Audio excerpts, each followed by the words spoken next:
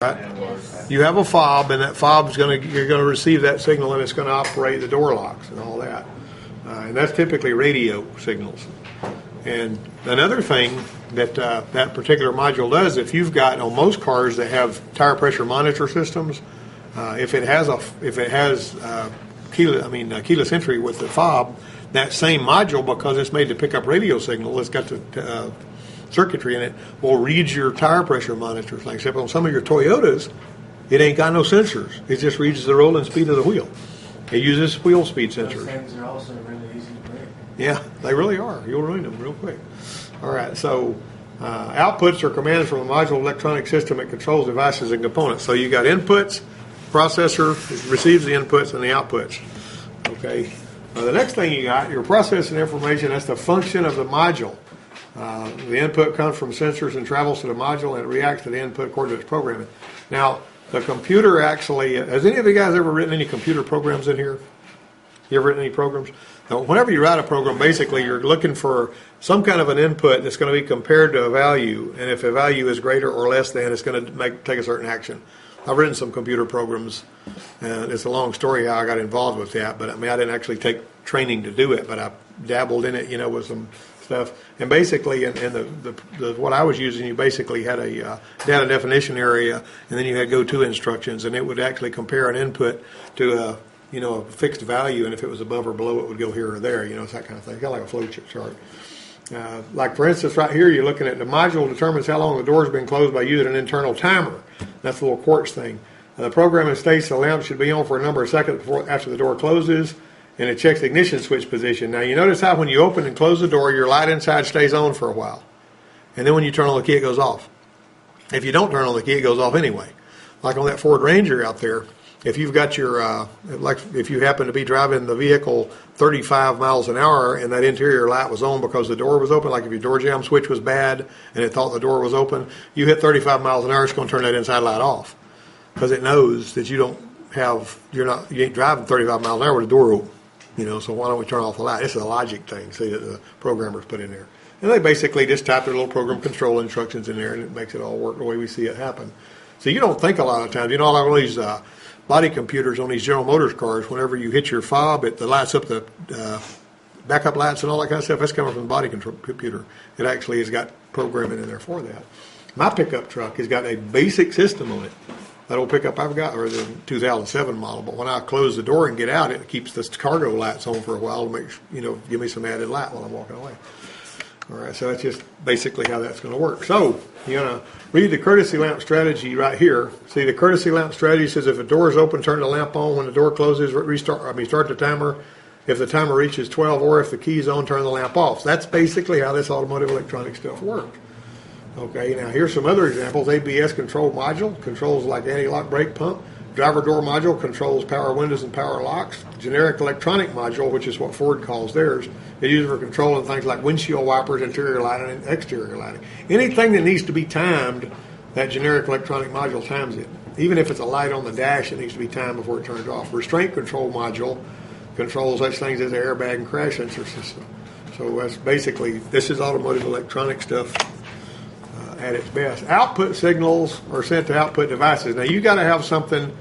That's what relays are about. A relay has got a little coil in it that is a very weak little coil. It doesn't, the coil actually creates an electromagnetic field, doesn't pull very much current. So your computer is pretty delicate. You don't usually see a computer with an output driver that's strong enough to pull very much of a load.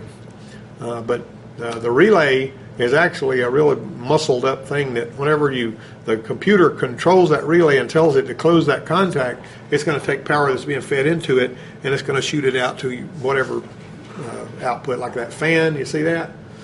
All right. Now you got a direct output and an indirect output. See, A is an indirect output. What that means is whenever the engine controller sees conditions that it has been programmed to turn the fan on, which would be what? When would it turn on the fan? Anybody know? Temperature, yes, but what about when you turn on your air conditioner? Something else it'll do on a lot of them, when you're headed down the road, when you hit about 45 miles an hour on some of them that I know about, it's programmed to turn the fan off. You got air coming through the radiator anyway, so it's looking at vehicle speed. All of this stuff's multiplexed in. These modules are basically like, little big brothers. You know, they watch everything that's going on so they can make equitable decisions about, like, your lights or your, let's turn the fan off, let's turn it on.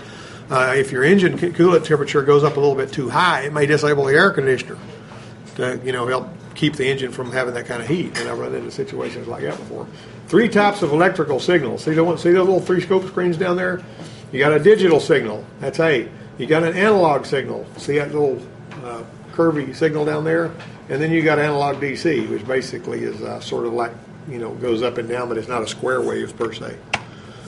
All right. Digital signals are either on or off and are commonly produced by switches. Okay, when no voltage is present, the switch is off. When voltage is present, the switch is on. Have any of you guys ever worked with anything that's got these little tiny dip switches in it? They're little teeny tiny switches on a computer board, and each one of them's got an on or off value. I've had to set them up. You ever seen those before? That's a digital thing. Whenever it's on, it's 1, and when it's off, it's 0. That's the value of the switch. That's why the switch you see on these components up here will have a 1 and a 0 on them, because 1 is on, 0 is off. And if you understand, and I'll give you a little worksheet for binary code later in this semester, where you can actually read that binary code and get an idea of, see, that the computer uses numbers. Computers, from what I was told by somebody that was teaching us this sort of thing, said computers can't multiply and divide, they can only add and subtract. They can add and subtract faster than heck, but they can't multiply and divide. They have to actually use addition and subtraction to get their multiplication and division done. That's like the pins on the slave cable. The pins on a slave cable? You know, that little flat cable that runs to the back of your components. Well, Yeah. They have little pins in there. I think it's number 1 and 0. Well, yeah, probably, yeah. They carry 1s and 0s. Yeah, but anyway, that's all. It's binary code. It's digital, on or off. You know, it's either on or off. And so if you got, well, I'll tell you about binary code later. I ain't got time to fool with that right now. But anyway, we'll have a worksheet on it. So when voltage is present, it switches on. Look, when digital signals are switched rapidly, they appear as a square wave pattern on an oscilloscope. That's what they would look like on there. Analog signal is variable. Voltage varies within a certain range over time. Usually it's sort of curvy. You don't usually see the kind of thing you're looking at like that right there, you know. The analog DC signal changes over time, but always stays positive. It never goes below 0, right? Okay, now right here, amplitude, now think about these words, refers to the amount of voltage in a signal. That is represented on an oscilloscope by the height of the wave pattern. In other words, whenever a sensor picks up speed, you know, you start out with a sensor that's creating one of these kind of signals. The slower it runs, there's not going to be very many humps close to one another, and they're not going to be very tall. The faster you turn it, the closer they're going to get together, and the taller they're going to get. You got me? So you're going to increase. Amplitude is how high the humps are. Frequency is how close together the humps are. See that? All right, so you got low amplitude and high amplitude in A and B. Okay, there you go. Frequency is how often a cycle occurs in a given period of time. It's measured in hertz. You remember, you've heard of hertz? Hertz is more than just a rental car, right? What is hertz? I mean, how would you define it to somebody that didn't understand it at all? Cycles per second. That's all it is. 1 hertz is 1 time per second. If something's switching 1.8 hertz, it's not quite 2 times per second. Got it? You understand that? Can you remember that? Megahertz is how many hertz? I mean, is how many millions of times per second. Kilohertz is thousands of times per second. And even on your radio signal, you know, you're talking about frequency of it bouncing back and forth between the radio roof and the earth, I guess. All right, now look at this. This is important to catch this. This is one of the reasons I start out with this handout, because this is really cool. It helps you understand duty cycle. Is a term for the percentage of time a voltage signal is on compared to the total cycle time. Got me? Okay, so you got a basic total cycle time, and that particular one right there is what you're seeing. See that? You got your on time is how long that thing is up, and your off time is how long it's down. Now, the duty cycle has got to do, if it's only on 20% of that total time, it's a 20% duty cycle. And some welding machines have got like a 20% duty cycle. What in the Sam Hill is that talking about? A 20% duty cycle on a welding machine basically means that for every 2 minutes of welding, it has to have 8 minutes of cooling, pretty much. That's what they're talking about there. But in this particular case, when you're talking about these signals, you're basically looking at how long the signal's on. So the pulse width, remember I was showing you the injectors, Lundy? on that scope the other day, that actually pulls it down. The amount of time that signal is pulled down is how much that injector is open during that period of time spraying fuel. And that's a pulse width, which refers to the amount of time the signal is on. You got it? If you're looking at, you might notice you got this little thing here is drawn going up, but the injector, you're actually reading all the way through the winding. Let me clear that up for a second. On the injector, you've got B plus coming into the injector. This will be the injector right here, with don't spray the fuel and all that. I'm just making this real quick. All right, and this comes from the PCM. Okay, now this PCM is basically going to be sending a ground signal to the injector. This is hot, hot when the key's on or whatever, when the relay's got turned on. You're measuring here with your scope off of that. So when this in PCM does not have the injector energized, you're going to be reading the battery power coming all the way through the injector winding to your scope, and it's going to read 12 volts, which is going to be coming across there at the 12 range. Whenever the PCM energizes that injector, it's going to pull that down, and for the amount of time it pulls down, your scope's going to show a line, and then whenever it releases that, you're going to see a spike. That's basically how that works. That's a quickie. All right.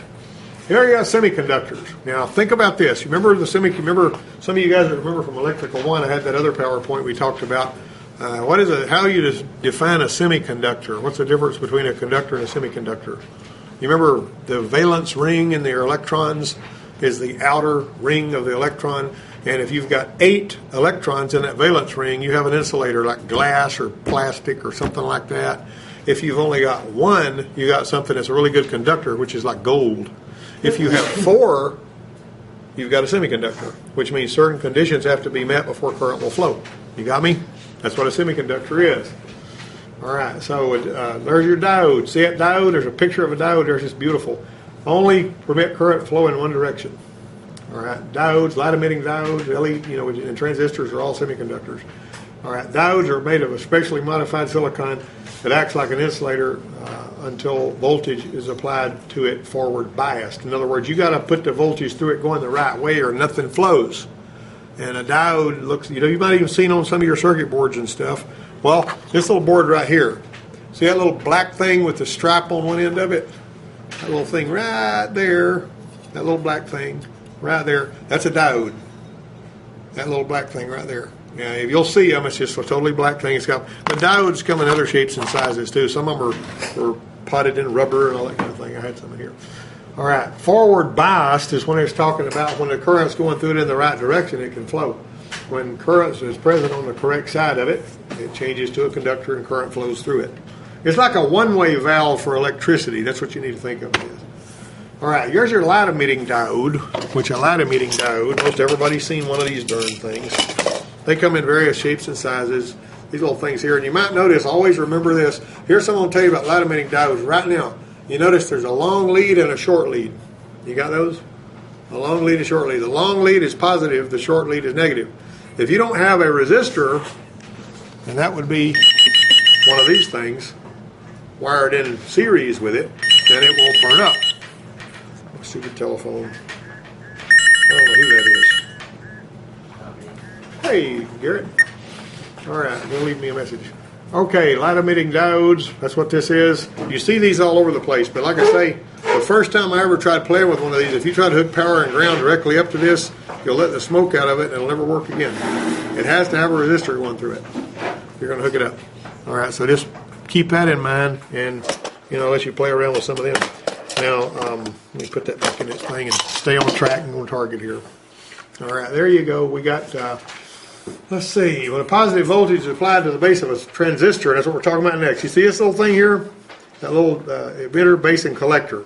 Think about those. You see that schematic drawing has got EBC.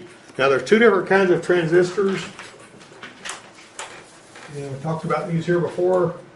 So you got an NPN and a PNP. All right. If the transistor, see how they got that thing drawn there, is like that. Okay, if it's got positive here that can't go anywhere until this is grounded, that's a PNP. Got me? So you ground this one, it lets this go through. It lets power go through. You take that ground away, all of a sudden everything stops here.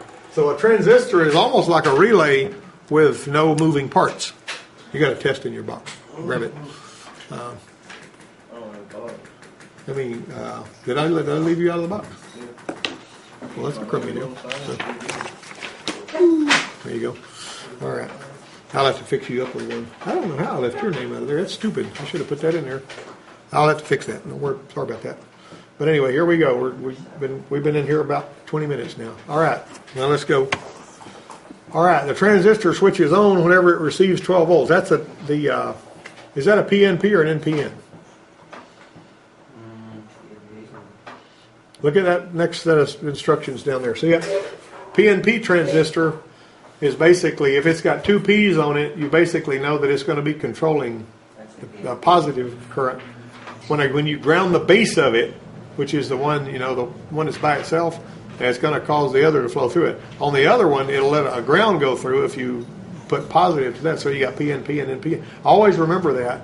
Transistors can be used as switches or amplifiers, and as switches they can control devices such as lamps.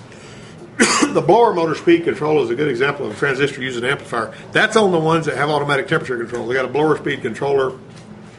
And an interesting thing about those, you got field effect transistors and stuff like that. But the fact is, some of them, like on the mid-90s Camaros, they had a transistor that was mounted on a heat sink.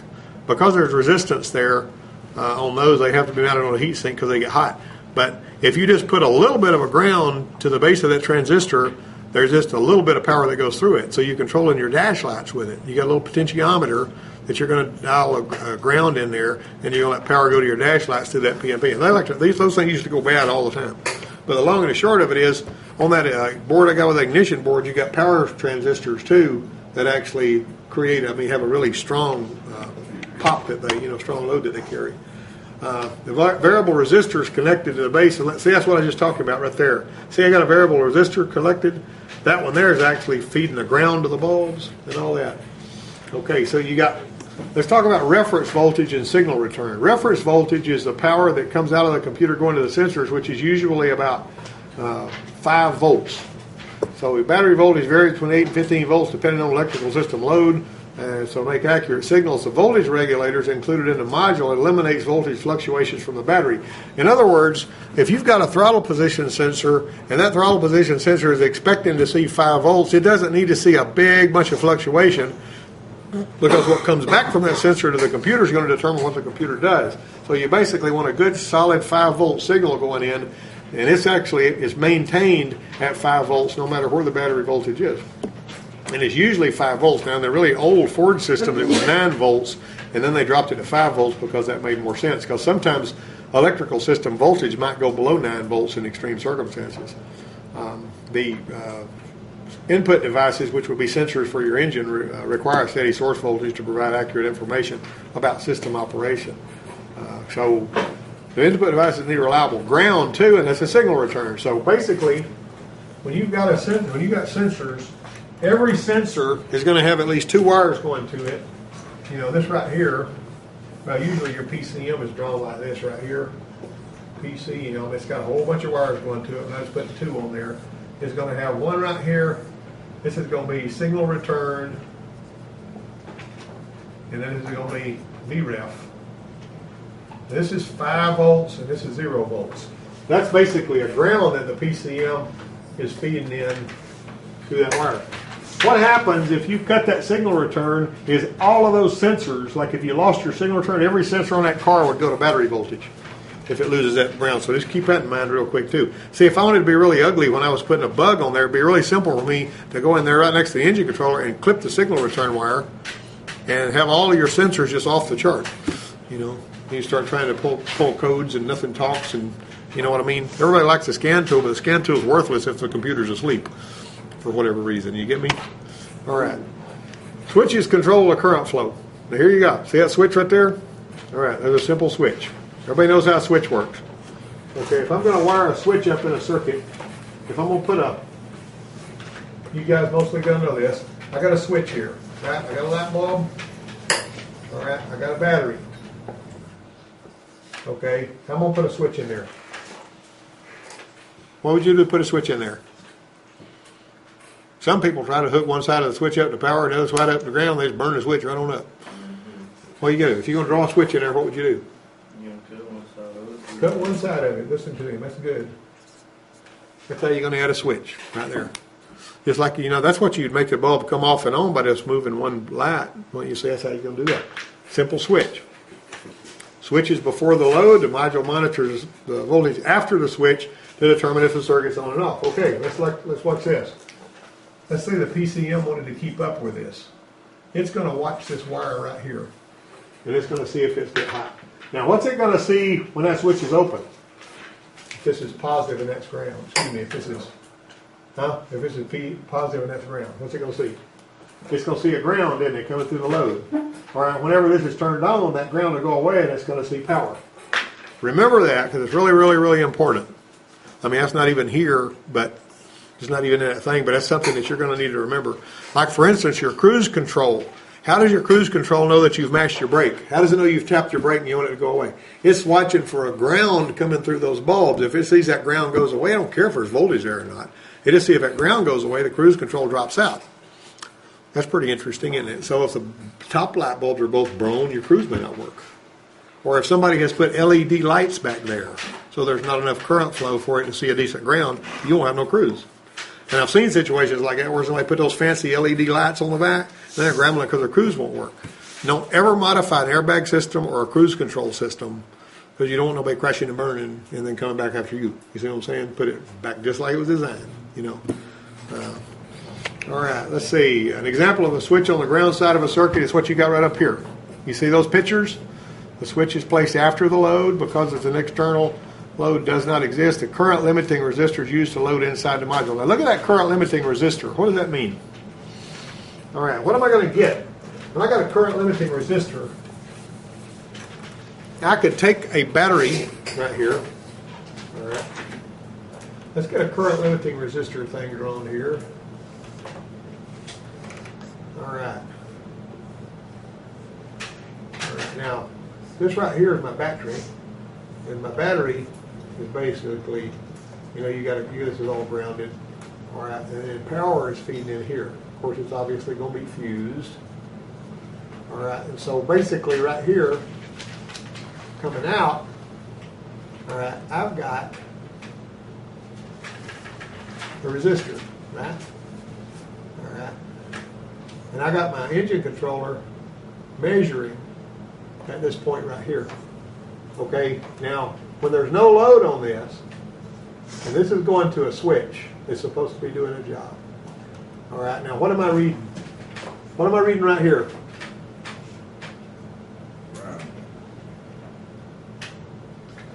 Why am I reading 12 volts there? Now this is not grounded, this is actually a measurement point. Imagine a computer with a voltmeter up there. If I was to go right there with my meter, what would I read? I'd read 12 volts. Why would I read 12 volts? Because I've got this current limiting resistor here, but there's nothing switched. See that? This is B plus coming up here, plus, minus. All right, that's coming up here. There's a current limiting resistor right here that's going to keep any current whatsoever from getting out, but you're going to read voltage there. It's not going to burn a test light, but you take a meter, you're going to see 12 volts there, right? It's important to make a distinction there, too. You can have volts, but no current flow. All right. And this actually confused a guy that I wrote an article for a trade publication. The guy that was proofreading it, he says, how in the world can you have 12 volts there? It seems like when you close the switch, you blow a fuse, doesn't it? Doesn't it? Oh, I threw my marker away. Doesn't it? Doesn't it? Yes. It does seem like you blow a fuse. Why don't you blow a fuse? You don't blow a fuse because you got current limiting resistor there. Welcome to automotive electronics. That's how it worked. Okay, so when I close this switch, whatever closes, I don't care if it's the air conditioner, low pressure cycling switch or whatever it is. When you close that switch, this 12 volts goes to 0 volts. And 0 volts, well, I drew this wrong. I apologize. That goes here. It doesn't go here. This right here is where the computer is measuring it. And I stand corrected myself from going there. Okay, because I'm sensing that 12 volts like it was on a straight line when you closed it, right? Well, actually, no. The measurement is taken downstream of the current limiting resistor. That way it's going to see 0 volts here, and it's going to know you closed that switch. You got me? But that current limiting resistor is extremely valuable there for that reason, okay? That's what this is talking about. See how they got that drawn? You basically are going to 12 volts coming in, going through a current limiting resistor. It's going to be measuring it downstream of the current limiting resistor where the switch is. So you're going to be measuring it there too. I've actually gone in there with my meter and I've measured it and I saw 12 volts, and whenever the switch closed, I see it go away and I know the switch closed.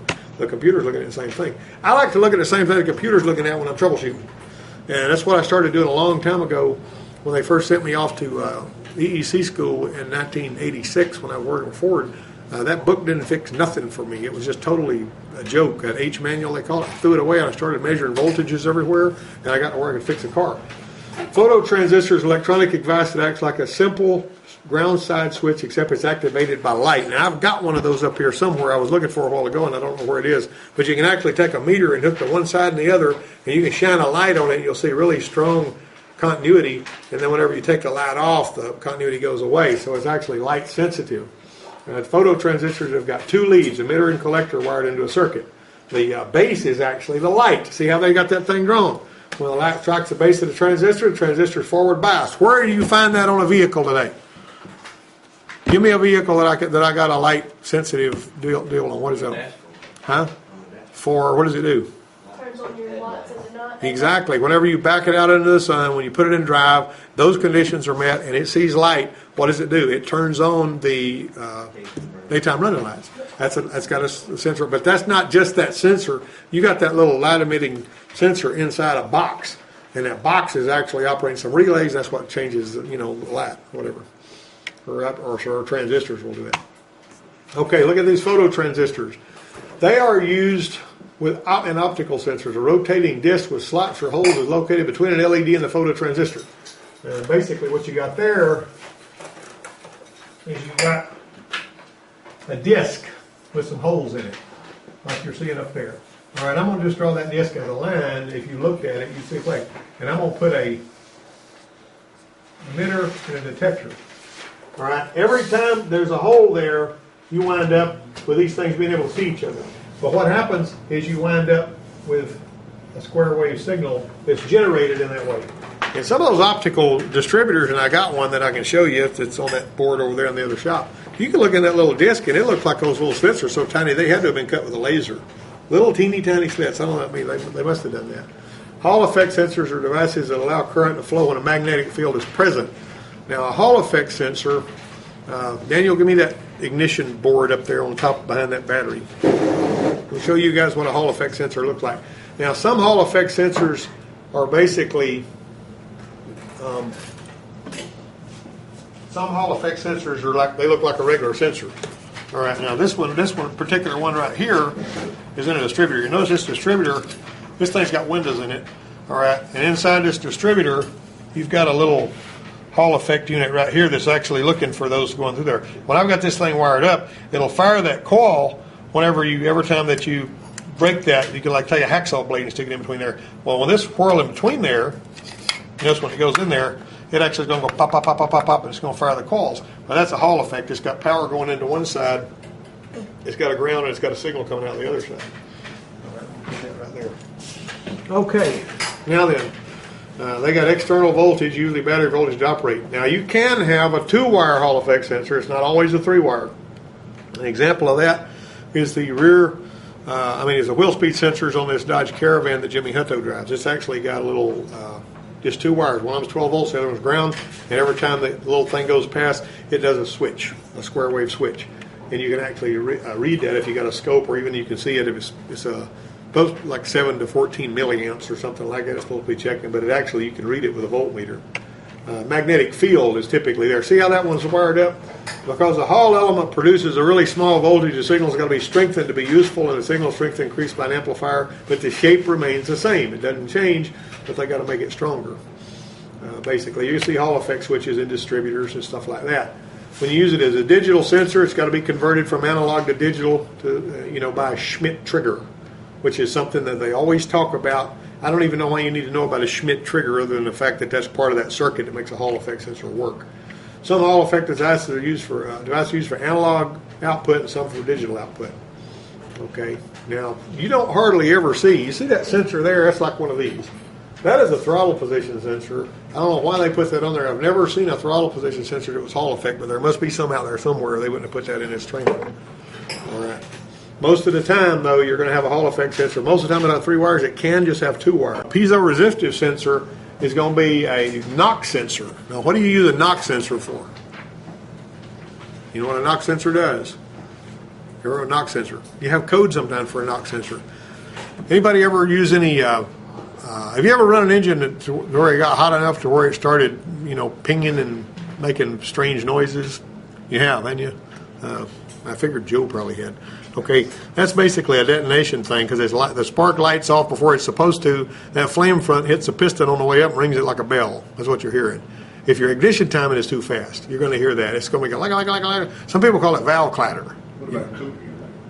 Well, not clicking, but whenever you're running too hot, if your timing's too fast, or if you've got a system running too lean, if the cylinder's running too hot, something because of that, it's going to make pinging. Detonation, labor knock. If the time is too fast, the spark happens too early, and basically the piston's still on the way up, and the flame hits it, and bing, and it makes it makes a sort of sound like marbles rolling around in there, and it only does it when you're into it a little bit, going up a hill or something. All right. So what your engine controller wants to know is if this thing's knocking, I need to retard the timing a little bit, and maybe stop that knock. See, so it's picking up that knock. I was told at a Jeep school one time that the frequency of an engine knock is 5,555 hertz. I don't know if that's true or not, but that's what the instructor at that Jeep school told us. And basically, as it picks up those knocks, it steps the timing down to the point where it's not knocking anymore. And a knock sensor, a bad knock sensor, can make you have bad power on some platforms. But this is basically something and just about every one of these engines that you see has got a knock sensor. It'll usually look like a little round donut thing that's got a bolt going through it, and it's just got a couple of wires coming off of it. And when you squeeze that quartz, or if you do anything like a piece of quartz, when you squeeze it, it produces voltage. So you're going to see some voltage coming off of it when the pressure of that knock is causing it to do it. Okay, so a high side climate control pressure sensor is another piezo-resistive sensor. Because when you put pressure on the quartz, it's got quartz in it, basically is what it amounts to. Potentiometer is a type of variable resistor, and that's what I was just holding up a while ago, calling it a thermistor, which was pretty stupid. Potentiometer is a kind of variable resistor that produces an analog DC signal. And the way those work is you got this right here, you got this resistive paint. All right, this right here is your 5 volts. This right here is your signal return. And you got a wiper that slides on that up and down, up and down. The closer it gets to the 5 volts, the higher that voltage goes. The closer it gets to the ground side, the lower the voltage goes. That's a potentiometer. It's similar in operation to a rheostat, but a rheostat pulls a load. You got me? All right. Voltage is applied to one end of the resistive material. That's what it is. They're showing you a picture of it up there, connected to a signal return. There's the other side, the movable wiper arm. What else this reminds you of? Where else you got a movable wiper arm that's having a changing signal going somewhere? Blinkers? Huh? Is it your blinker or No, we're thinking about what? What about a gas gauge? Ah, there you go. And the gas gauge is like that too, because it's got that slider that's going up and down that resistive stuff. All right. Okay. Now then, you guys finding any answers over there on your test? All right. Variable reluctance sensors got a tooth trigger wheel called a reluctor, and this sensor made of a permanent magnet, a coil wrapped around it. Okay, that's it. What you got here is you got to imagine yourself with a magnet like that. I got a little magnet, and I'm going to wrap wire around it. Lots and lots of wraps of really tiny wire. And I got the 2 pieces of wire coming out, right? Okay, now I'm going to hook my scope to that. All right, now on the other side of this thing, I'm going to put a toothed wheel. It's going to go whirling past that. And every time that that ferrous metal tooth, which will magnetism, there's going to be a magnetic field. And every time that one of these teeth goes by, that magnetic field is going to shift back and forth. And it's going to create, in that winding, a signal. Because it's a magnetic field shifting back and forth. This is a variable reluctance sensor. It ain't that complicated. All right, but now, just because you see a sensor that looks like this doesn't mean it's always variable reluctance. Sometimes it'll be Hall effect. If it's got voltage going in there, if it's got voltage fed to it, it's typically going to be a Hall effect unit. You need to look in your book and see what it is. And so there you go. when a magnetic field passes through a conductor, it creates voltage. You know, like I can take a piece of copper wire and I hook a voltmeter to it, I can pass a magnet through it really fast, and you'll see voltage bouncing around. In that VRS, the magnetic field moved, even though the magnet is stationary. The magnet's not moving, but the magnetic field moves back and forth every time the tooth goes by it. The reluctor is actually that toothed wheel. Okay, signal changes as the reluctor passes over. As a reluctor tooth approaches a magnet, the magnetic field distorts and it makes a positive voltage in the sensor coil. Okay, you got an AC, and basically the amplitude and the frequency of that signal increases with reluctor speed. Do you understand that? You monitor the frequency of the signal. The module can determine the speed, of this thing passing. VRS sensors can also be used to provide information of the position. If you got a missing tooth, then it knows where that position is. If you might notice on that, see on that engine sitting right there behind him, see that little variable reluctance sensor in that wheel? Right there. See right there? There's a variable reluctance sensor and a trigger wheel. And that one's got a missing tooth. That missing tooth is basically telling it that top dead center of one of the two, the one or its companion, which on that one I think is 5, is whether if it's coming up toward top dead center. It knows there's a certain number of teeth that goes by, so it knows that, I think it's like 50 degrees before top dead center when that tooth goes by. Correct me if I'm wrong about that. And there's your piezoelectric sensor. See that? Produces an analog AC signal unless the module detects the frequency of a vibration or whatever. That's showing basically a knock sensor thing. The wires may be twisted. You know what radio frequency interference is? Have you ever seen that? Have you ever heard that? Have you ever heard radio frequency interference in your radio? You ever heard your radio? This girl came in here one time and she had this little Chevrolet Blazer, and when she cranked her truck up, her Blazer radio go, that was radio frequency interference. Now there was another time, there's this girl that called me and she says, my car quit on me when I crossed the traffic circle and it's sitting down here dead right now. When I crank it up, it tries to run and it goes right back dead. So it was a little Oldsmobile that had a 4-cylinder engine, throttle body injection. When it pulled the top off the breather, I started it up and it would start up and it would die. And after it died, the injector would keep going after the engine had died. And so I started smelling something burning. And I looked down there and there was smoke coming out of the condenser fan. And so I unplugged the wires from the condenser fan and I told her to start it up and it ran just fine. But as soon as I plugged the condenser fan back in, it started stinking and smoking again. And basically it had radio frequency interference just washing across all those wires in the engine compartment. It was confusing the computer and it just kept on squirting fuel thinking it was getting a signal to fire it. See, she had to have a condenser fan to take care of that problem. But see, if you pay attention and you think, you can figure out what's wrong without having to have a whole lot of specialized equipment.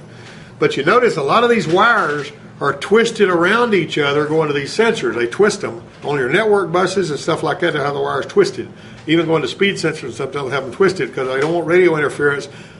They used to have on some of notice that sensor right there, on some of the Explorers, when they first put that kind of sensor on Explorers in 1991, they had some of them that would give trouble starting because the wires going to that sensor were running right next to the battery cable. And so you got to start it over, spin it over. All of that magnetism and current flowing through that battery cable was confusing that the computer, because it wasn't able to see that sensor because of that. And you got to basically reroute that cable and get it against, that wires and get them away from the battery cable. Okay? All right, you got integrated circuits there. See all those things? Large number of diodes, transistors, and other ones that are all crammed together in a little block. You've seen that before. All right, look at some module processing here. Not really all that complicated. Analog to digital converter. You got memory, you got CPU, you got analog to digital converter, you got a module. See all those down there? That little schematic. Basically, that's everything we've learned about working together. You can see how that stuff will work together. Output signals are sent by the module to the devices that will perform the desired action. The cool thing about a scan tool is you can peek into the module and you can see what it's thinking. See what it's getting, see what it's doing with it, right? There's your analog to digital converter. See that? You got a square wave signal as control, the control that is sent out to a lot of your outputs and things like that. And look at this right here. Pulse width is a measure of time it's on in milliseconds. We looked at this earlier a little bit. But look at that one down there. Another type of square wave signal is used to control out, and that's the duty cycle thing. See that little solenoid? That's like an injector you're looking at there. All right, 100% duty cycle spans 4 divisions on this one. Each division represents 25% of the whole time. Notice the beginning. See where that hump up there that's marked B is? From the time that thing turns on to the next time it turns on is a total cycle. So if it's on all the time, that's 100%. If it's on 25% of that time, it's basically it's a 25% duty cycle. Now look at the bottom next one below it. That's a 50% duty cycle. Notice how from the time it comes on to the next time it comes on, half of that time it's off. Got it? Okay, and we looked at this a little bit earlier. You got things controlling. I'm going to use to spend a lot of time on it. I'm almost done here with this one. Indirect outputters like your fan or something like that. Now there's our test. Let's look at our test and let's see how many questions have you guys already got answered? What voltage would the module read in this circuit? 0. Wait a minute. Look at the switch. 0. It's got to be reading 0 volts because the switch is closed. You got to note the position of the switch, and you're going to see that 12 volts is going to be shorted to ground. Notice you got that current limiting resistor. What is hertz? Frequency of the signal. Variable reluctance sensors. What do they do? Change resistance and response. Well, no, that's a different kind of sensor. What? Provide input related to speed and position. Speed. That's exactly right. Speed and position. A Hall effect sensor allows current to flow. Magnetic field is present. Okay, is that right? Reference voltage is important because what? Module must eliminate voltage fluctuations from battery to ensure accurate output signals. Must eliminate voltage fluctuations from the battery to ensure accurate input signals. Battery voltage is too strong for the module. Voltage must be reduced to prevent damage. What? I put C. Yeah. Well, actually, it's A. It's got to eliminate voltage fluctuations from the battery. A light emitting diode emits light when it's forward biased. CPU in a module does what? Come on, guys. What's the CPU do? Processing. That's all it does. Yeah. What voltage would the module read in this circuit? D. It would read 12 volts, wouldn't it? Because it's open. Duty cycle means what? Percentage of time the signal's on versus the total cycle. There you go. That's A. Signal return is what? I put the ground circuit used by input device. Yeah, that's right. He's right. Photoresistors change resistance with a change in what? Light. That ain't complicated. Phototransistor is a switch that does what? When light strikes the base. When light strikes the base, that's right. What kind of output is this cooling fan? Indirect. Indirect. In a thermistor circuit, as temperature increases, voltage does what? Decreases. Yeah, That's not a good question. yeah. It should say in a negative temperature coefficient, which would be, NTC, or it would decrease. Well, voltage decreases because resistance decreases. Thermistors are resistors that change resistance with a change in what? Temperature. Temperature. The load circuit of a transistor flows between which two terminals? What about collector and emitter?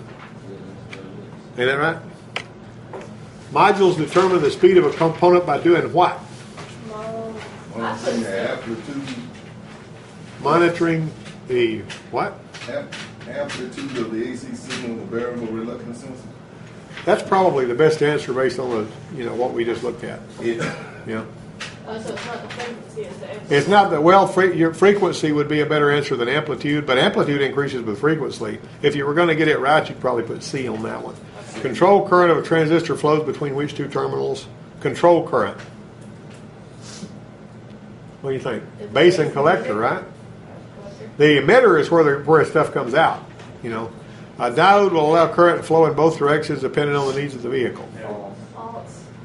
Now that's really if I hadn't told you about those, but a Zener diode does do that. If a Zener diode will let current flow both ways when the voltage goes below a certain level, that's just a Zener diode. That's not the kind of diode we were talking about. Okay, as the wiper moves closer to point A, voltage at point B will do what? Increase. Look at where you're headed now. Is it decrease? I got B. It's moving towards the reference voltage. Now listen to him. You hear him? He's moving toward reference voltage. Got to go up, right? An instrument that produces a visual image of a voltage signal over time is what? Oscilloscope. And that is the end of that slideshow. Did everybody learn something?